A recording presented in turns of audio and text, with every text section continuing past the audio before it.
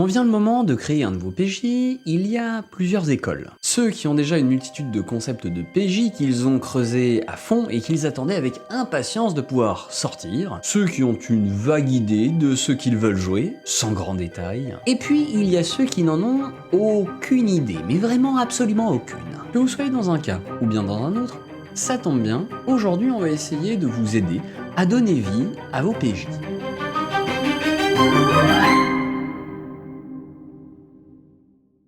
Bonjour à tous et toutes et bienvenue dans cette nouvelle vidéo conseil JDR, à l'attention cette fois-ci non pas des MJ mais des joueuses. Alors évidemment l'idée de cette vidéo n'est pas de passer en revue le nombre pharaonique de JDR qui existent et leurs méthodes propres à la création de personnages, non. Bien au contraire. L'objectif sera plutôt ici de vous aider à concevoir le concept qui vous correspondra le mieux et à concrétiser l'étape qui suit le choix du concept, à savoir poser les bases de votre interprétation. Pour cela, une fois n'est pas coutume, il va falloir se poser les bonnes questions.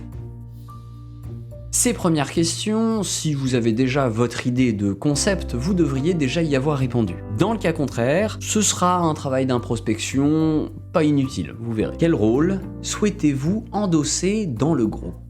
Muscles, la tête pensante, la caution magique, etc. Même si le jeu auquel vous jouez ne présente pas de rôle-fonction à part entière comme un tank, un heal ou autre, que sais-je, il est toujours des rôles que vous souhaiterez ou non incarner. Peut-être avez-vous envie d'être le porte-parole du groupe, ou bien encore le soutien psychologique à toute épreuve. Comment définiriez-vous votre caractère naturel ?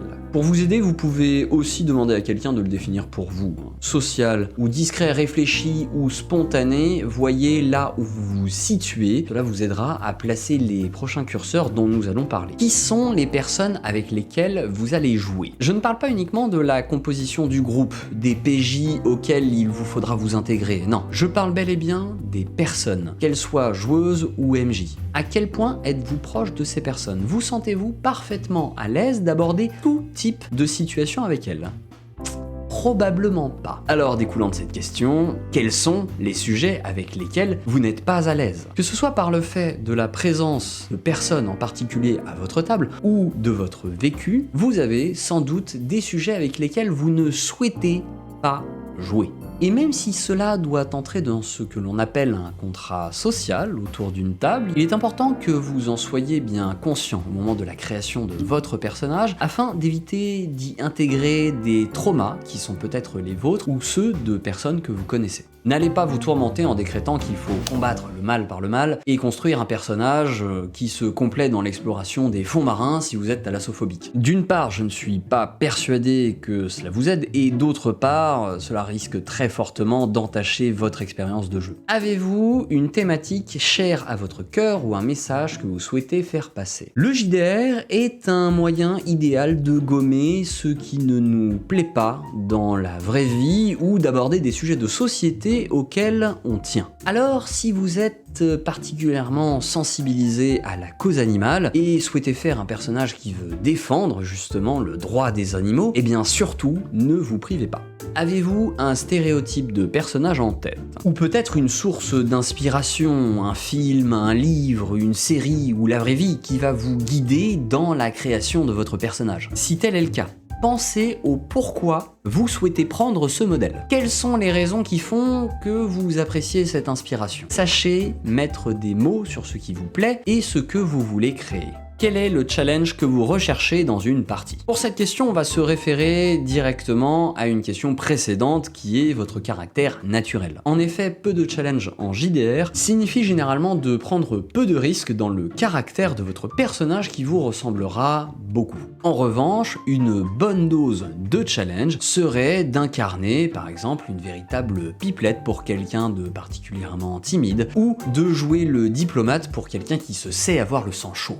Sachez positionner le curseur pour ne pas tout de suite vous challenger trop fortement. Quel est le niveau de RP que vous souhaitez? Avez-vous envie d'une partie détente, au RP peu engageant, où vous pourrez rire des situations cocasses? Ou peut-être avez-vous envie d'incarner très sérieusement votre alter ego et de pousser l'immersion à son paroxysme? Cette question va souvent de pair avec la question précédente sur le challenge, car incarner sérieusement un personnage présente la plupart du temps une bonne dose de challenge. Encore une fois, sachez positionner le curseur en fonction de ce que vous vous sentez capable et à l'aise de faire. Un certain nombre de ces questions ont tout intérêt à être partagées à votre table et auront sans doute d'ailleurs fait l'objet d'interrogations de la part de votre MJ. Car il sera important pour l'ensemble du groupe de s'entendre sur ces points et d'accorder ses violons quant aux questions de niveau de RP, de sujets à éviter ou encore de rôle à remplir dans un groupe.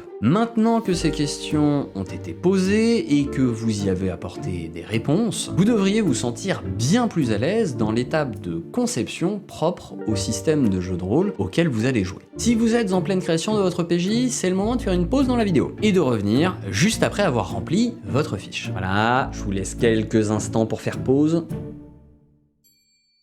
Bien, nous allons pouvoir désormais passer à l'étape suivante, apporter un surplus de vie à votre personnage.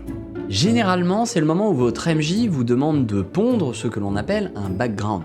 Comprenez par là qu'il faut écrire l'histoire passée de votre personnage, sa description physique et psychologique, et lui définir ses enjeux et objectifs. Pour cela, je vous conseille d'être méthodique et de suivre les étapes suivantes. Quelles sont ses origines? Qui sont ses parents? A-t-il de la famille connue et vivante à ce jour? De quel peuple ou village est-il issu? Quel est son héritage? Racontez l'ensemble de sa vie d'enfant. A-t-il eu une enfance dorée? A-t-il dû travailler et se forger à la dure? Quel était son quotidien? Par qui fut-il élevé ou éduqué? Un élément perturbateur de la vie quotidienne, déclencheur de ce qu'il est désormais. Ou cela peut aussi être l'absence d'éléments perturbateurs particuliers qui l'a conduit à être ce qu'il est. Si votre personnage a repris l'exploitation familiale, il y a de fortes chances que sa vie n'ait pas été particulièrement bouleversée. Mais alors, pourquoi part-il à l'aventure alors? Posez-vous bien toutes ces questions. Une ou plusieurs aventures passées. Ou pour un JDR plus moderne et réaliste, quels sont les voyages, les objectifs de vie qu'il a déjà réalisés, ou encore à quoi ressemble une journée classique pour lui. L'idée, c'est d'avoir quelque chose à raconter, une base à partir de laquelle broder pour lui créer une couche de vraisemblance. Ensuite, nous avons la suite de questions habituelles et communes. Le genre, l'âge, les dimensions physiques, la taille, le poids, la couleur des cheveux, des yeux, la barbe, la tenue vestimentaire, etc.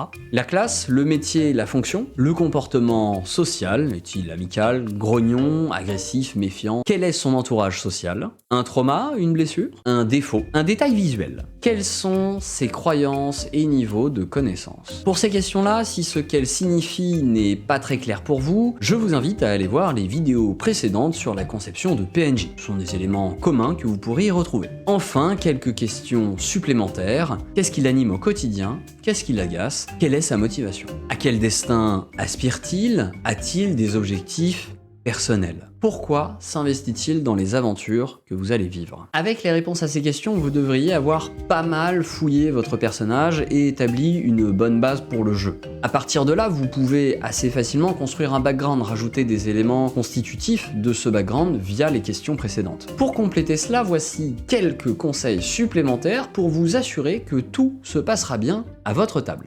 Laissez des zones d'ombre dans votre passé. Il y a certaines choses qui nous échappent dans la vie. Il y a de ces mystères non résolus qui forgent des destinées. En laissant des zones d'ombre, vous vous ouvrez de potentielles surprises sur votre background. Des révélations et des événements avec lesquels votre MJ pourra s'amuser pour vous intégrer de manière plus organique au récit. Ne faites pas une Marissou ou un Chuck Norris. Les gens parfaits qui ne ratent jamais rien sont chiants. Les imprévus, c'est ce qui crée les aventures. Si chaque plan se déroulait comme sur des roulettes, votre MJ et vous-même vous ennuyeriez à table. Alors, acceptez de lâcher du lest et que votre personnage puisse être mauvais dans certaines choses. Faites toujours valider par votre MJ l'adéquation avec l'univers et votre groupe. Dans une de mes anciennes parties, en tant que MJ, j'ai accepté un concept de personnage, certes très intéressant, mais aux antipodes de ce qu'était le groupe à ce moment-là, et de ce que les autres joueurs espéraient jouer. Ajoutez-y à cela en plus une bonne grosse dose de mystère, hein, mais vraiment une bonne grosse dose, bien trop importante, et ça n'a pas raté.